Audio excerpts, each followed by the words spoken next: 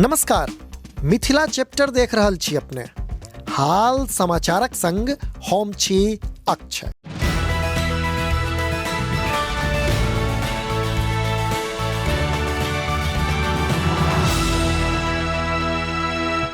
CMJ films के banner में बन रहल मैथिलीक बहुप्रतीक्षित फिल्म सलहेशक शूटिंग के दोसर शेड्यूल अर्थात मिथिला शेड्यूल संपन्न भेलाक बाद आइ काल्हि फिल्मक डबिंग के काज मुंबई गोरेगांव स्थित एकटा स्टूडियो में कयल जा रहल अछि। हम सब मिथिला और मैथिली के लिए कंपेयर नहीं करी, बस ओनली दिस।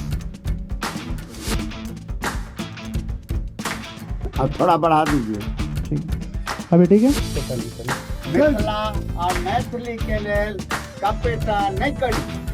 एहि अवसर पर मिथिला चैप्टर से गप करैत फिल्मक प्रोड्यूसर डॉक्टर सीएम झा कहलनि जे हमरा लोकनि के ई फिल्म सब मारिते रास उम्मीद अछि जे मैथिल दर्शक लोकनि के सेहो ई फिल्म पसंद एतनि आ मैथिली फिल्म उद्योग लेल ई फिल्म एकटा नव आ सशक्त बाट प्रशस्त करत। ओतहि फिल्मक निर्देशक संतोष बादल जनौलनि जे हमरा लोकनि युद्ध स्तर पर एहि फिल्म के निर्माण में लागल छी।